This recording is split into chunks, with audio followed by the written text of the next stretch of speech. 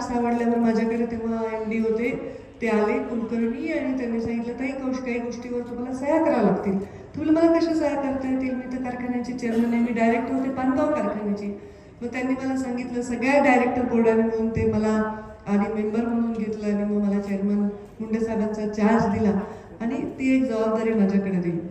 त्याच वर्षी 14, 15, 16 इतका दुष्काळ, ऊसाची बिलकुल कमतरता आणि मुंडे साहेबाच्या काळात जे लोन घेतलं होतं ते लोन बॉयलर हे आपलं कोजन बांधण्यासाठीचं लोन होतं आणि ते लोन घेतल्यानंतर कोजन वेळेवर झालं नाही आणि आपल्याला भरपूर व्याज पडलं, त्याच्यामुळे आपला डिले झाला, एक सीझन वाया गेला, त्यामुळे ऑलरेडी कारखाना नुकसानीत होता.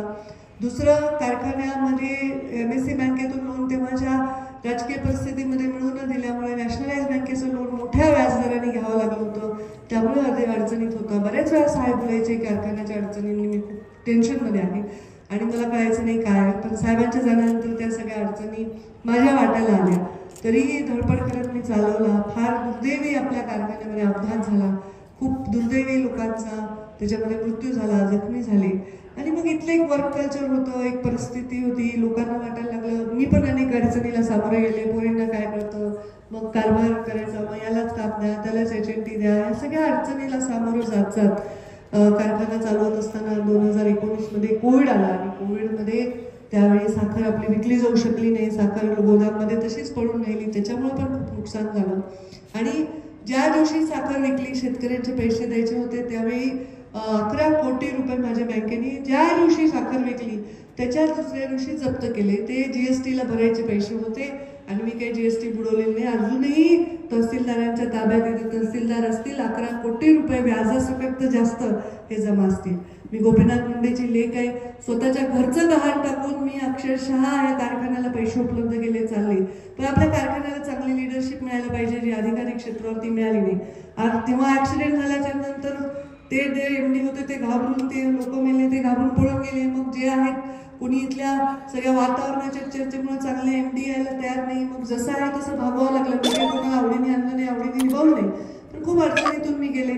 मग मी जेव्हा मंत्री होते तेव्हा मी एक प्रयोग करायला सांगितलं होतं सरकारला, की जे कारखाने आपले जुने आहेत, जे आजारी आहेत आर्थिकदृष्ट्या, पण कारखाने ठणठणीत आहेत, कारखान्याची मशिनरी चांगली, त्या कारखान्यांना कमी व्याजदराने पैसे जर दिले तर ते कारखाने परत जिवंत होतील आणि बँकांच्या या लोडमधून बाहेर पडतील. मी जवळपास 284 कोटी रुपये तर मीच भरले. एवढं व्याज व्हायचं, ते परत नवं जुनं करायचं, परत नवं जुनं करायचं, ते परत व्याजावर व्याज, व्याजावर व्याज, हे सगळे बँकांना भरून म्हणजे अत्यंत कठीण परिस्थिती झाली. त्याच्यामध्ये पगार, त्याच्यामध्ये ते वाढायचे आणि मग मला वाईट वाटायचं, या सगळ्या गोष्टी कशा कराव्या. कारखाना नॉर्मल जरी माझ्या हातात असतात मला तो चालवणं शक्य गेलं असतं, पण तो ऑलरेडी प्रचंड कर्जामध्ये होता, बोलता येत नव्हतं, साहेब नुकतेच गेले होते. मग सगळ्या बँकांना मी विनंती केली की तुम्ही थोडं जप्तीसाठी थांबा, आम्हाला सरकार पैसे देणार आहे आणि सरकार पैसे दिले. पण जवळपास 11 कारखान्यांना सरकारने पैसे दिले, फक्त एकच कारखाना माझा, तेव्हा सरकारने त्यावेळी त्या यादीमध्ये माझं नाव नव्हतं. आणि त्यानंतर बँकांची मजबुरी होती, बँकांनी जप्तीची कारवाई केली, बँकांनी ऑप्शन केले कारखान्याचे. ऑप्शनमध्ये बँकांनीच प्राईस ठरवली की ही प्राईस आली पाहिजे, या प्राईसला. मग ते पहिल्या ऑप्शनमध्ये आलं नाही, मग दुसऱ्या ऑप्शनमध्ये, मग तिसऱ्या ऑप्शनमध्ये ती प्राईस कमी होत राहते, कारण जर ऑप्शनमध्ये कोणी आलं नाही. बँकेला वसुली करायची होती. मग मला बोत्रे पाटील नावाचे व्यक्ती भेटले, मला त्यांची ओळखही नव्हती, ते कुठलेच माहीत नव्हतं, काही नाही, पण त्यांनी 6-7 कारखाने, जेव्हा ते मला भेटले होते तेव्हा 7 कारखाने चालवत होते.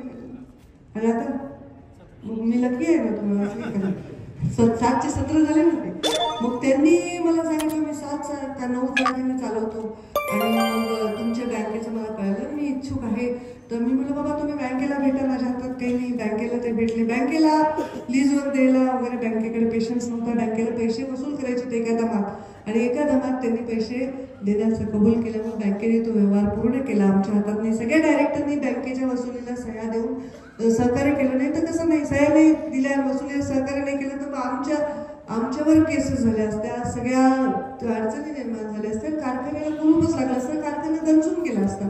मग मी विचार केला माझं नाही राहिलं हे अपत्य, हे मुंडे साहेबांचं अपत्य, नेहमी म्हणायचे 4थं अपत्य मुंडे साहेबांचं, तर हे माझं नाही राहिलं, माझी परिस्थिती नाही आहे.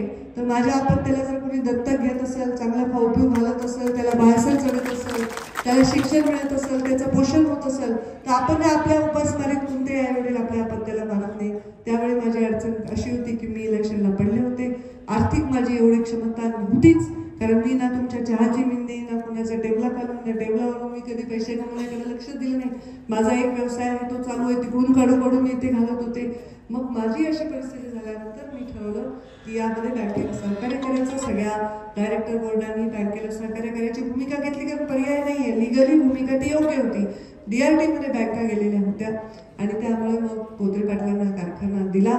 नुसतं कारखाना त्यांना दिला नाही, तर त्यांनी आता ज्या कारखान्यामध्ये बदल केलेले आहेत त्याच्याने कारखान्याची कॅपॅसिटी डबल कॅपॅसिटीने हा कारखाना आपण चालवणार आहोत. यावेळी जवळपास 13 लाख टनाची आपल्याकडे नोंदणी झाली, बरोबर आहे, आणि 10 लाख टन गाळप करण्याचा आमचा विचार आहे. आणि अजून महत्त्वाचा विषय म्हणजे त्यांनी हे सन्मान दाखवला आहे मुंडे साहेबांविषयी, माझ्याविषयी. खरंच आहे, म्हणजे त्यांच्या रूपाने धाकटा भाऊ मिळाला असं म्हणायला हरकत नाही. आणि त्यांनी मला सांगितलं, ताई तुम्हाला जे वाटतं ते तुम्ही निर्णय घ्या भावाच्या बाबतीत. तर मी म्हटलं, परत तुम्हाला खड्ड्यात घालण्याचा निर्णय तुम्हाला घेता येणार नाही. तुम्हाला व्यवस्थित तुमचं चाललंय ते चालू दिलं पाहिजे. पण या बीड जिल्ह्यातल्या कुठल्याही कारखान्यापेक्षा जास्त दर हा ओंकार सहकारी ओंकार देईल. त्याच्या मागे वैद्यनाथाचा आशीर्वाद आहे आणि त्यांच्या मागे आपल्या सर्वांचे खूप खूप आशीर्वाद आहे. खूप अडचणीतून इथपर्यंत आलो, पण कारखाना फक्त आपल्याच ताब्यात राहायला पाहिजे असं म्हणून मग काही कारखाने असेच गरजून गेले. त्याचा काही उपयोग नाही, लोकांचं देणं होत नाही, शेतकरी ऊस लावत नाही. मग तिथल्या पूर्ण भागात दरिद्रीपणा होऊन जातो, गरिबी होऊन जाते. आज कारखान्याचं इथे उभा राहायला चांगले पैसे मिळाले. राज्य या जिल्ह्यामध्ये सगळ्यात जास्त दर जर तुम्हाला मिळाले, तर तिथे जास्तीत जास्त जर तुम्ही ऊस दिला तर इथलं मार्केट सुद्धा सुधारत असतं, व्यापारावर परिणाम होतो आणि तुमच्या खिशामध्ये पैसे खेळते राहिल्याने इथली पूर्ण आर्थिक व्यवस्था ही चांगली राहते.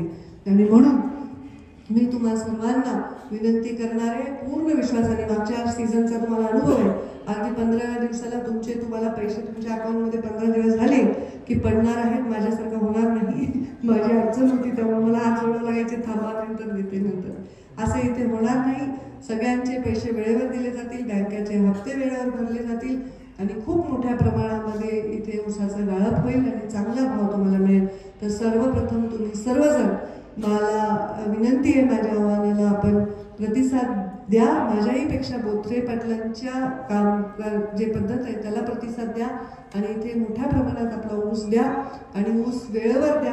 प्रोग्रामप्रमाणे आणा, घाई करू नका, कुठे जाणार नाही. कारखाना सगळा ऊस आम्ही गाळप करण्यासाठी तुमच्या पाठीमागे उभे आहोत आणि आपल्या या वैद्यनाथ कारखान्याचं जे रूप आहे, म्हणतात ना पुनर्जन्म झालेला आहे याचा ओंकारच्या रूपाने, तर त्याला भरभरून आपण आपल्या सर्वांचे आशीर्वाद मिळवू द्या.